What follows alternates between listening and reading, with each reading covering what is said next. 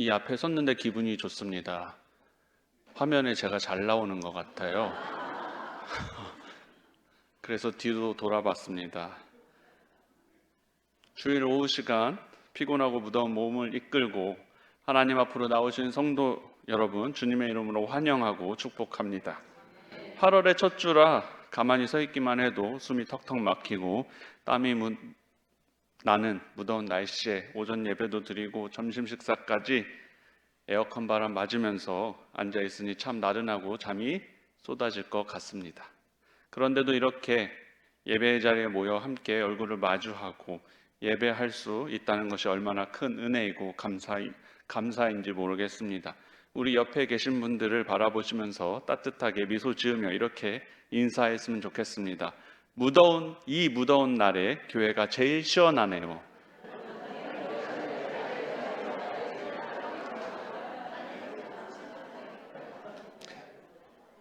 창의적으로 더 예쁘게 인사하셔도 좋겠습니다. 시원한 교회에서 함께 은혜 받으니 참 행복합니다.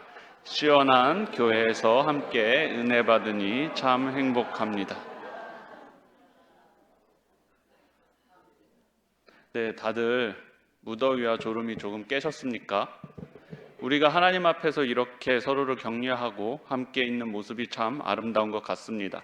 오늘 이 오후 예배를 통해 우리의 마음에 새로운 용기와 시원한 위로가 가득 채워지기를 소망합니다.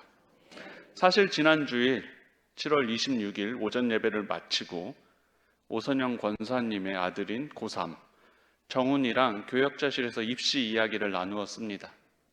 정훈이랑은 8년째 이렇게 이야기를 나누고 있습니다.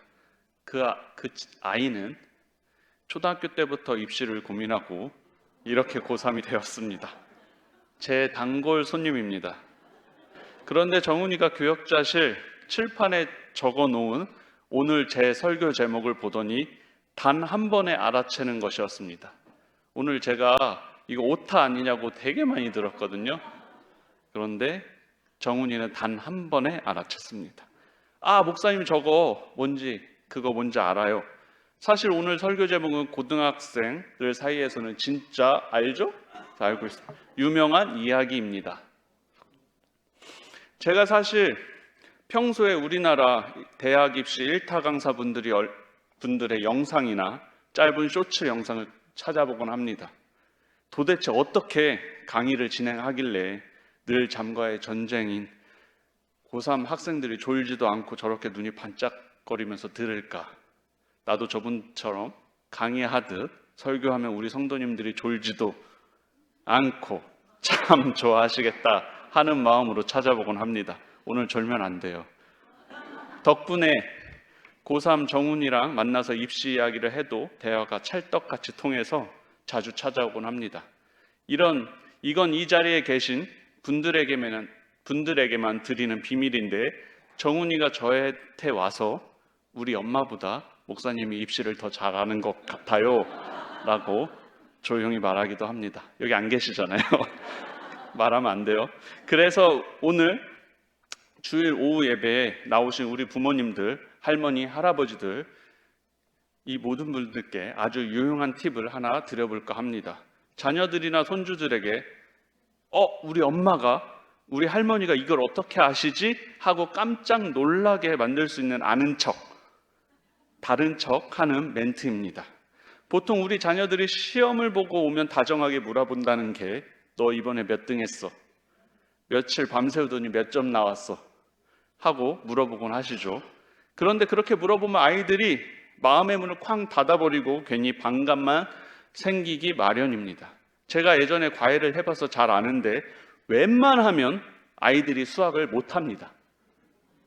그래서 시험 보고 온 아이들에게 몇 등 했냐고 따지듯 묻지 마시고 정훈이가 칠판 글씨만 보고 알아맞혔던 것처럼 아이들의 마음을 단번에 여는 멘트를 건네보셨으면 좋겠습니다. 사진 띄워주시면 우리나라 1타 강사들 제가 표로 정리해봤는데요. 이 중에 우리나라 대표 수학 1타 강사 중에 현우진이라는 선생님이 계십니다.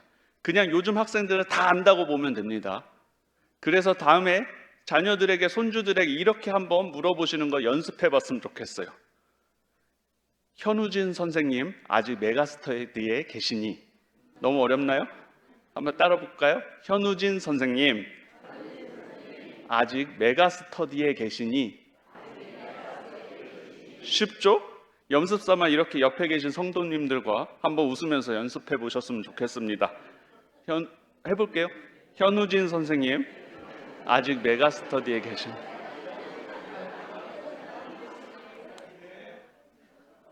메가스터디가 뭔지도 몰라도 상관없습니다. 네, 다들 무슨 뜻인지 정확히 몰라도 아이들은 놀랄 거예요. 그렇죠?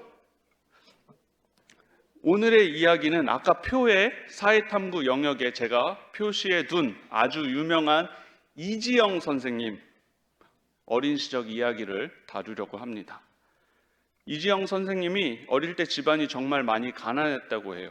그래서 고등학교 다닐 때 전교에 5명만 주던 무상급식까지 받았다고 합니다. 그런데 예전에는 중학교 1학년 때 처음 영어를 배웠잖아요. 집이 가난한 이지영 선생님은 당연히 학원도 못 다니고 선행학습도 못해서 당연히 알파벳도 제대로 모른 채 중학교를 생활을 시작했는데 서울대 나온 사람들은 다른 것 같습니다. 이지영 선생님은 이 가난에서 벗어날 길은 오직 공부밖에 없다는 생각으로 밤을 새워가며 정말 치열하게 공부했다라고 합니다. 두 번 사진 보여주시면, 하루는 영어 시험에서 서술형 문제가 나왔는데 도와주세요 라는 말을 영어로 쓰라는 문제였습니다. 정답은 helpme인데 HELP인데 알파벳을 배운 지 얼마 안 된 이 어린 학생이 알파벳 하나를 헷갈려서 저렇게 HALP, help me 라고 적어버린 것입니다. 시험이 끝나자마자 사전을 찾아보고 자신이 틀렸다는 것을 알아챘습니다. 가난을 이겨보겠다라고 그렇게 밤새워 공부했는데 스펠링 하나 차이로 틀렸으니 마음이 얼마나 상했겠습니까? 그렇게 자신은 틀렸다고, 이 시험은 오답이라고 스스로 결론을 내어버린 채, 그런데 채점된 시험지가 배부되었는데 뜻밖에도 100점이 나와 있었습니다. 너무나 이상했던 이지영 선생님은 선생님을 찾아갔습니다. 선생님, 이거 스펠링 틀렸는데요. 왜 맞다고 해줬어요? 그러자 영어 선생님이 허허 웃으시면서 이렇게 말씀하셨다고 합니다. 내가 미국 미시시피 유학을 다녀왔는데 그 지역 사투리로 헬프를 할프라고도 많이 써. 어리고 고집 있던 이지영 학생은 또 이렇게 물었습니다. 선생님, 아무리 그래도 사투리 말고 사전에 나오는 단어로 채점해야 하는 거 아니에요? 그러자 선생님이 아주 커다란 영안사전을 펼쳐 보여주셨는데, 보여주시죠. 진짜로 그 사전에 할프라는 단어가 있었고 그 옆에 한글로 이렇게 적혀 있었습니다. 도와줘요. 선생님은 그 어린 학생의 그 가난한 마음, 공부해보겠다고 애쓰는 그 예쁜 마음을 꺾지 않으시려고 그 서툰 답안 속에서 어떻게든 맞다고 해줄 이유를 찾아주셨던 것입니다. 못 믿겠으면 네이버 찾아보시면 나옵니다. 사랑하는 성도 여러분, 저는 이 이야기를 들으면서 참 마음이 뭉클하면서도 한편으로 중요한 생각을 하게 되었습니다. 어린 이지영 학생의 모습을 한번 보십시오. 자기가 스펠링을 틀려놓고 사전까지 찾아본 뒤에 선생님, 사전에 나오는 표준 단어로 채점해야죠 하고 까탈스럽게 따졌던 그 모습 속에서 우리 인간의 아주 묘한 심리를 발견하게 됩니다. 그것이 무엇인지 아십니까? 내가 정답을 알고 있다라는 생각입니다. 내가 틀렸어. 내 인생은 오답이야. 사전에 나오는 정답은 이런 건데 내 삶의 스펠링은 다 틀려버렸어. 우리는 내가 만든 작은 기준, 세상이 말하는 표준 사전의 기준을 딱 가져다 놓고 그 틀에 맞지 않으면 내 삶은 실패했다, 나는 오답이다 하고 스스로 판정을 내려버립니다. 내가 내 인생의 정답과 오답을 다 알고 있다라는 교만이 우리 안에 숨어 있습니다. 그러나 그 선생님은 그 아이의 한계와 결핍을 다 알고 계셨습니다. 집안이 가난해서 알파벳도 늦게 배웠다는 것을 알고 계셨고 공부해보겠다라고 밤새 애쓰는 그 마음을 이미 다 파악하고 계셨습니다. 그래서 그 아이의 서툰 할프라는 단어 속에서 은혜의 기준을 적용해 100점을 주셨던 것입니다. 사랑하는 성도 여러분, 오늘 우리가 읽은 성경의 본문 속에도 꼭 이와 같은 서툰 모습으로 하나님 앞에 엎드린 한 사람이 등장하고 있는 것 같습니다. 귀신에 들려 불에도 들어가고 물에도 넘어지며 하루도 편할 날이 없이 고통받는 어린 자식을 둔 아버지의 이야기입니다. 사랑하는 자식이 아파서 물속으로 넘어지며 울부짖을 때 그 모습을 곁에서 지켜봐야 하는 부모의 마음이 얼마나 찢어지고 아팠을지 감히 상상하기조차 어려운 것 같습니다. 차라리 내가 그 뜨거운 불 속에 들어갔으면, 차라리 내가 저 차가운 물 속에 빠졌으면 하는 피눈물 나는 심정으로 하루하루 밤을 지새웠을 것 같습니다. 게다가 오랜 세월 아이의 병을 고쳐보려고 온갖 방법을 다 써봤을 테니 경제적으로 완전히 탈탈 털리고 마음마저 까맣게 무너져버린 극심한 결핍과 가난 속에 처해 있었을지도 모르겠습니다. 세상 사람들의 차가운 시선 속에서 이 아버지의 삶은 외롭고 비참했을 것입니다. 그러던 어느 날 이 아버지에게 예수님의 소문이 들려왔습니다. 그분은 어떤 병자도 고치신다더라, 그분에게 가면 살 수 있다더라 하는 그 소식에 아버지는 마지막 남은 희망의 끈을 잡고 헐떡이며 숨을 고르며 예수님을 향해 달려갔던 것 같습니다. 하지만 기대를 안고 찾아간 그곳에 정작 예수님은 계시지 않고 제자들만 있었습니다. 아버지는 간절한 마음으로 제자들에게 제발 내 아이 좀 고쳐주십시오 하고 애원했지만 안타깝게도 제자들은 아무것도 해내지 못했습니다. 소망을 품고 왔다가 다시 바닥으로 무너져 내리는 그 절망감이 얼마나 컸겠습니까? 역시 내 인생엔 안 되는 건가 보다, 내 삶의 결핍은 끝내 고칠 수 없는 오답인가 보다 하면서 아버지의 마음은 이미 까맣게 타들어가고 있었을지도 모르겠습니다. 바로 그때 예수님이 그 자리에 나타나셨습니다. 아버지는 마치 물에 빠진 사람이 집신 한 짝을 잡는 심정으로 예수님께 달려갔습니다. 그리고 온 힘을 다해 이렇게 부르짖었던 것입니다. 무엇을 하실 수 있거든 우리를 불쌍히 여기사 도와주세요. 성도 여러분, 오늘 이 아버지의 고백을 한번 가만히 들여다보셨으면 좋겠습니다. 이 고백은 신학적으로나 영적으로 볼 때 완벽하게 맞춘 100점짜리 정답이 아닙니다. 주님, 능히 고쳐주실 줄 믿습니다 라고 당당하고 완벽한 고백이 아니라 혹시 무엇이라도 하실 수 있거든 이라는 의심과 불확실함, 그리고 깊은 절망이 섞여 있는 서툰 부르짖음이었습니다. 마치 스펠링이 틀렸다라고 스스로 판단한 할프미와 같은 고백이었습니다. 아버지는 속으로 이렇게 생각했을지도 모르겠습니다. 예수님의 제자들도 고치지 못하고 실패했는데 과연 예수님이라고 무언가 하실 수 있을까? 내 삶은 늘 가난과 비극만 가득했으니 이번에도 기적 같은 건 일어나지 않는 것이 당연한 정답인가 보다 하면서 자신이 경험한 상처와 한계 안에서 하나님의 능력까지 미리 제안해버리고 결론을 내어버린 서툰 모습이었을지도 모르겠습니다. 그런데 예수님이 그 말을 들으시고 말씀하십니다. 할 수 있거든이 무슨 말이냐? 믿는 자에게는 능히 하지 못할 일이 없느니라. 우리는 흔히 예수님이 이 말씀이 아버지를 혼내고 꾸짖으시는 엄한 호통이었다라고 생각하곤 합니다. 너 오답이야, 너는 믿음의 스펠링도 제대로 쓰지 못하는구나 하면서 시험지에 빨간 줄을 팍 그으시는 무서운 선생님의 음성으로 오해했을지도 모르겠습니다. 하지만 우리 예수님은 이 말씀은 결코 아버지를 혼내시는 호통이 아니었습니다. 절망과 결핍에 짓눌러 내 삶은 이제 끝났다, 내 인생은 오답이다 하고 스스로 결론을 내어버린 그 아버지를 따뜻하게 깨워주시는 사랑의 음성이었습니다. 사랑하는 아들아, 너가 아는 정답의 틀 안에, 너의 작은 경험에, 그 사전 안에 나를 가두지 말아라. 너의 삶의 한계가 끝이 다다랐다고 해서 내 은혜와 능력이 끝난 것이 아니란다. 자신이 만든 한계와 세상의 기준에 갇혀 예수님의 능력마저 제한해 버렸던 그 아버지의 마음을 온화하게 짚어주시고 은혜의 넓은 지평으로 인도해 주시는 하나님의 따뜻한 목소리였습니다. 예수님의 그 음성 앞에서 아버지는 비로소 자신의 진짜 마음을 털어놓으며 눈물로 고백합니다. 내가 믿나이다. 나의 믿음 없는 것을 도와주소서. 이 부르짖음은 단순한 말 한마디가 아니라 영혼 밑바닥에서 터져 나오는 통곡이었습니다. 주님, 그렇습니다.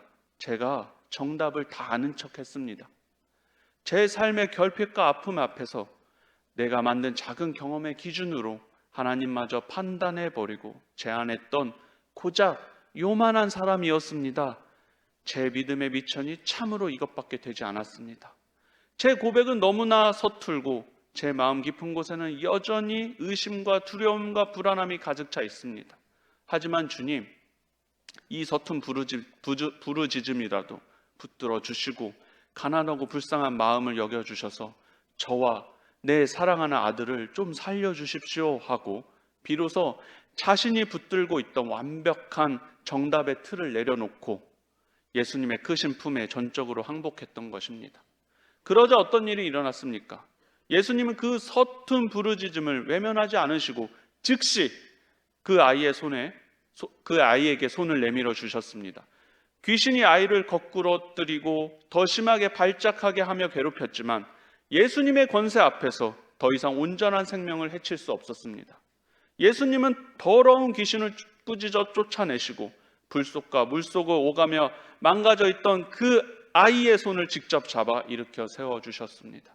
완전히 꺾어버렸던 아이의 온전한 정신을 되찾고 아버지의 품으로 돌아왔고 매일 눈물로 지새우던 그 가정에는 비로소 하늘의 평안과 생명의 기쁨이 활짝 꽃피게 되었습니다. 세상이 보기에는 결코 고쳐질 수 없는 오답 같은 인생이었고 끝장난 가정 같았지만 주님의 은혜가 임하자 그곳이 바로 찬송과 회복의 자리가 되었습니다. 그런데 그 아버지가 올린 기도는 신학적인 문법도 전혀 맞지 않고 믿음의 스펠링도 다 틀려버린 서툰 부르짖음이었습니다. 마치 헬프미가 똑바로 바르게 쓰지 못하고 삶의 무거운 짐과 가난에 짓눌려 할품이라고 삐뚤빼뚤 겨우 적어 내려간 글씨와도 같은 고백이었습니다. 세상의 엄격한 시험관이 보았다면 단번에 빨간 줄을 그으며 너는 오답이다 하고 던져버렸을지도 모르겠습니다. 그런데 예수님은 어떻게 반응하셨습니까? 예수님은 정답지에 스펠링이 틀렸다라고 오답 처리하시는 분이 아니었던 것 같습니다. 그 서툰 부르짖음, 이면에 담긴 아버지의 메마른 눈물과 극심한 결핍, 그리고 오랜 세월 아픈 아이를 품에 안고 밤을 지새우며 겪어야 했던 수없이 많은 상처와 가난을 이미 다 알고 계셨습니다. 예수님은 그 아버지가 얼마나 무력하고 지쳐 있었는지, 남들과 다른 아들을 둔 아버지의 삶이 세상의 시선 속에서 얼마나 외롭게 쪼그라들고 있었는지 다 파악하고 계셨던 것 같습니다. 그래서 우리 예수님은 하늘의 거대한 은혜의 사전을 활짝 펼쳐놓고 그 아버지가 짓눌려 쓴 서툰 할품이라는 글자 옆에 사랑의 동그라미를 크게 그리시며 이렇게 속삭여 주셨을지도 모르겠습니다. 사랑하는 아들아, 내가 너의 그 서툰 도와줘유 라는 부르짖음을 하나도 놓치지 않고 다 들었단다. 너의 그 신앙에 스펠링이 틀렸어도 아무 상관이 없단다. 너가 얼마나 가난하고 아픈지 내가 다 알고 있으니 이제 안심하거라. 내가 너를 도와주마. 예수님은 그 크신 은혜와 능력으로 아이를 짓눌렸던 어둠을 몰아내어 깨끗하게 고쳐주셨습니다. 절망 속에 있던 그 가정의 진정한 구원과 회복을 선물하셨습니다.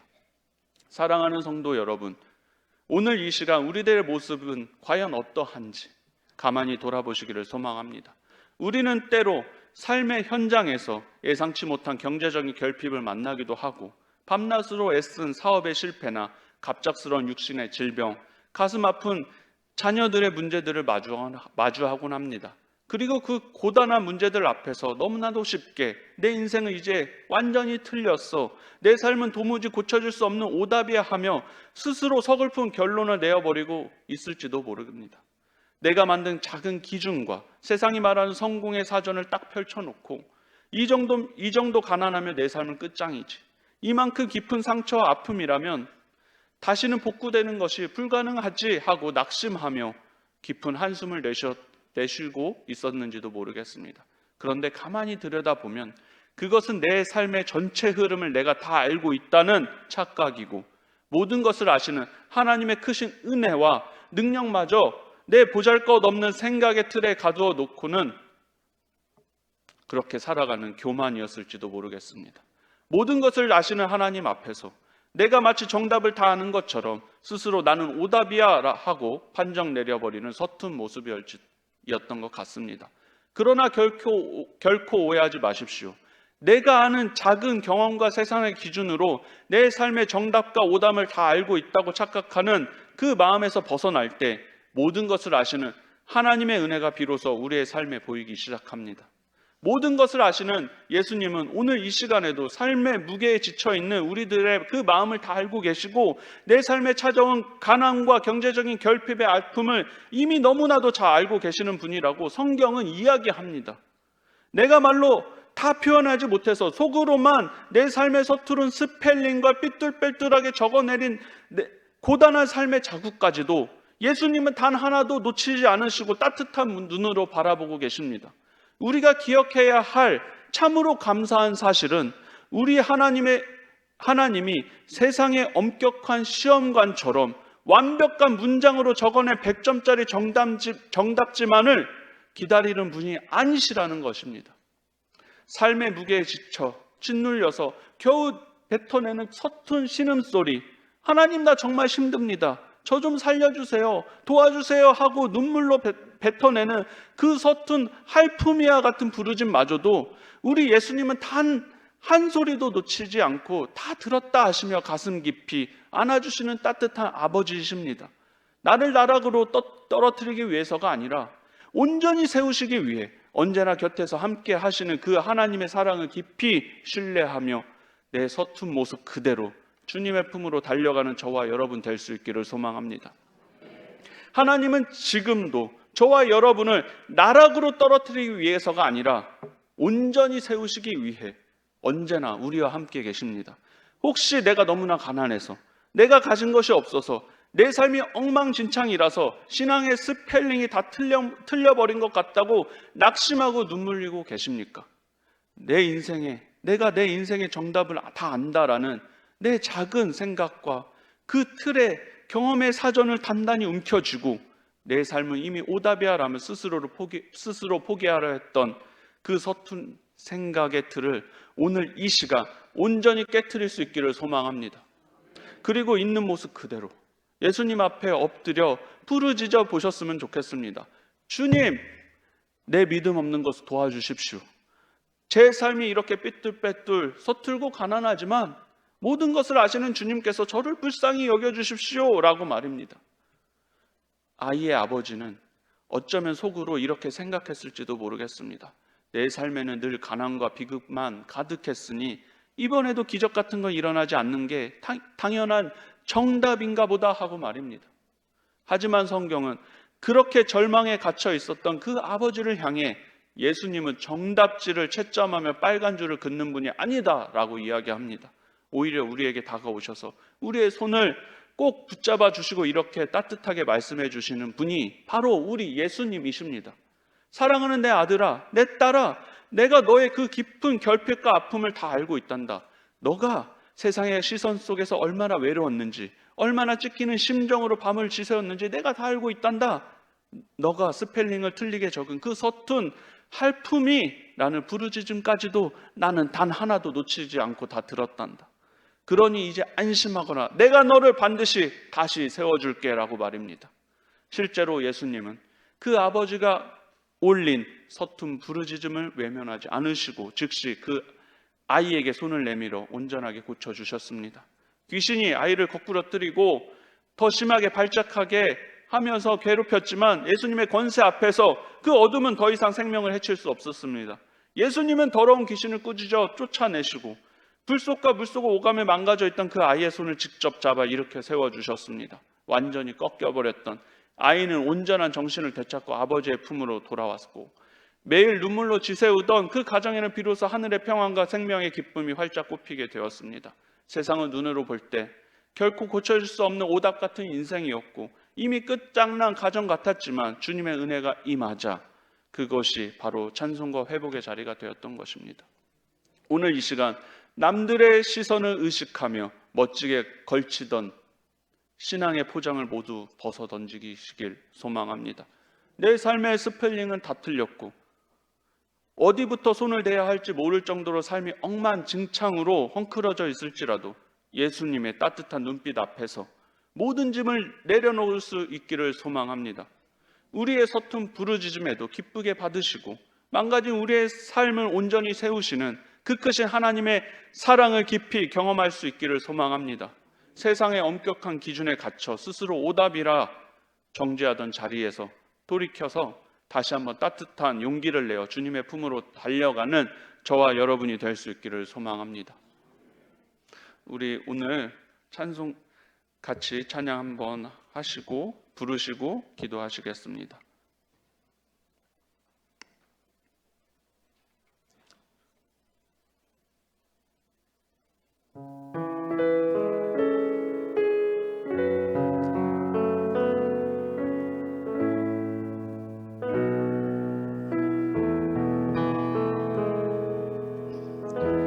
참 좋으신 주님 귀하신 나의 주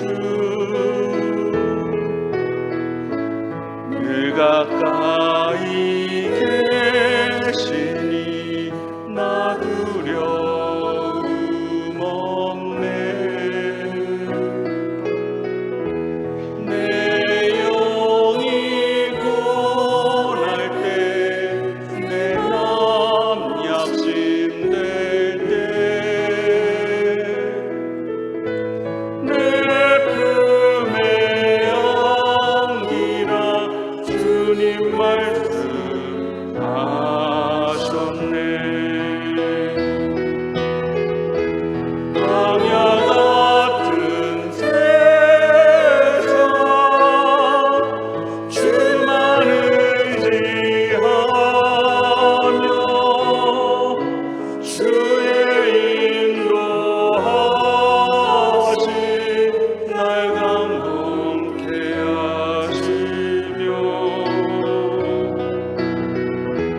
주의 사랑 안에서 살게 하소서 주만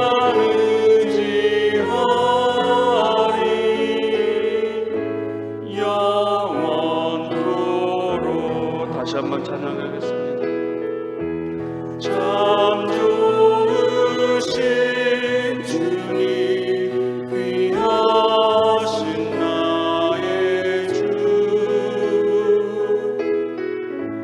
늘 가까이 계시니 나 두려움 없네 내 영이 고날 때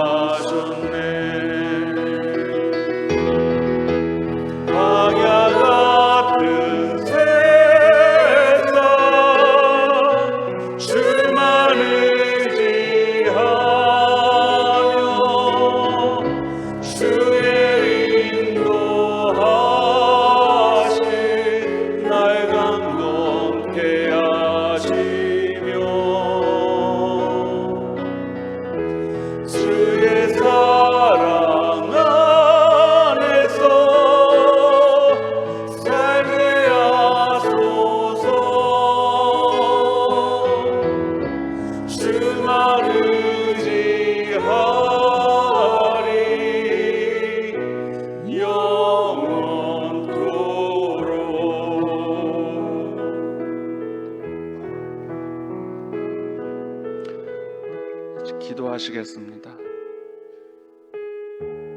하나님 아버지, 언제나 우리를 불쌍히 여기시고 지친 발걸음을 이끌어 주신 주님의 품으로 인도해 주시니 감사합니다. 주님, 우리는 때로 삶의 현장에서 만나는 예상치 못한 결핍과 아픔 앞에서 내 인생은 완전히 틀렸다, 이미 오답이다라며 스스로 절망하고 낙심할 때가 참 많았습니다. 내가 내 인생의 정답을 다 안다라는 교만에 사로잡혀 하나님의 크신 능력과 은혜를 내 보잘것없는 경험의 틀 안에 가두어 버리던 우리의 어리석인 모습을 이 시간 주님 앞에 솔직하게 고백하오니 용서하여 주시옵소서. 주님, 제자의 실망 속에서, 세상의 차가운 시선 속에서도 가난한 마음으로 예수님을 찾아 부르짖던 아이 아버지의 서툰 기도를 외면하지 않으셨던 것처럼 오늘 우리의 삐뚤빼뚤한 신음소리도 외면하지 마시옵소서.